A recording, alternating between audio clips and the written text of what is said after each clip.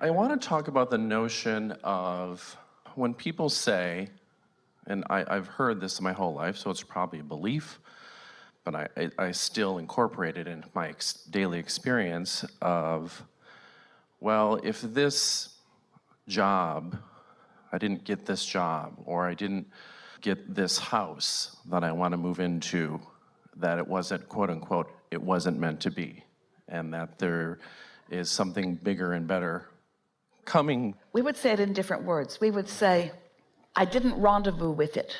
I didn't rendezvous with it. And it could be for these reasons. Either it wasn't up to speed with my desire, or I wasn't up to speed with my desire. Can you hear the difference? It wasn't meant to be. That doesn't make any sense, because there's no one minting things into being outside of you. So it either means that it doesn't match what my vortex version is, or I'm not matching what my vortex version is. Now, we agree with you. You say these things and you hear these things, but now you are different, because now you've had several hours together where you've been steeped in a new understanding of the way life is coming to you. And so if you're approaching anything that you've wondered about before from this new perspective of, well, I'm tending to my point of attraction, and what is my point of attraction right now? Am I under the influence of my inner being? Because if I am, then that house is not up to speed with who I am. If I'm up to speed with who I am, then I'm up to speed with what's in my vortex. So I'm up to speed. So my point of attraction is such that what I really want will come to me. And if that doesn't come, then it isn't what I really want. Did you hear that? So can you hear how helpful it would be in all of these situations of wondering? Can you hear how helpful it would be to be pretty good at acknowledging, what influence am I under right now? Am I under the influence of source, or am I under the influence of not liking where I live? Am I under the influence of understanding my ability to be or do or have anything I want, or am I under the influence of wanting to prove my worthiness in some way? As you play with this on big and small subjects, on a variety of different topics, you'll get really good at knowing what influence you're under. Have you ever been in a situation where you said about the room full of people, or about a particular person that you are interacting with, that person brings the best out in me? I'm more lively, I'm more clever, I'm more fun, I'm less inhibited. I feel better when I'm with that. Well, that's what it feels like to be under the influence of source.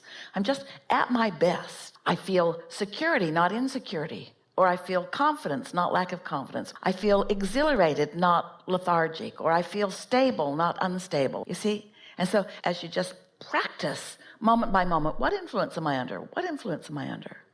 Then it's easy for you to know, well, that house just isn't the right house. As I go through this process, and we'll use the house example, if I see something that I like, that's just a representation, but I know...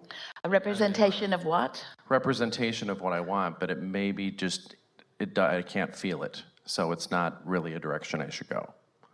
Does that make sense? You're introducing some really wonderful things to this conversation. So this is the way we would approach it if we were standing in your physical shoes. First, if it isn't something that is really ringing your bells, we wouldn't move in the direction of it. We'd just call it data collecting. But you also want to focus, as we've been talking all this week, on being in a bell ringable position.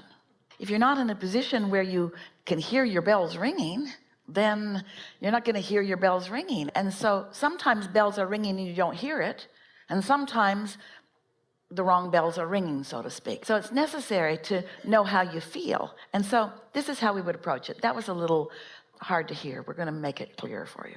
A nice way to approach life is to say, I'm going to make a decision, and I'm going to line up with the decision, because there are so many options that would be lovely. But in human experience, I want to find the very best option. And I'm afraid if I pick an option that's not the very best option, then I will prevent myself from having the very best option.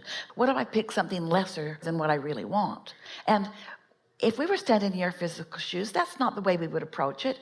If we've practiced knowing what it feels like for bells to ring, and our bells are ringing a little bit, we would make a decision to line up with that, because you can be in a position later where something else and something else and something else. There's nothing that is the end of your ability to attract.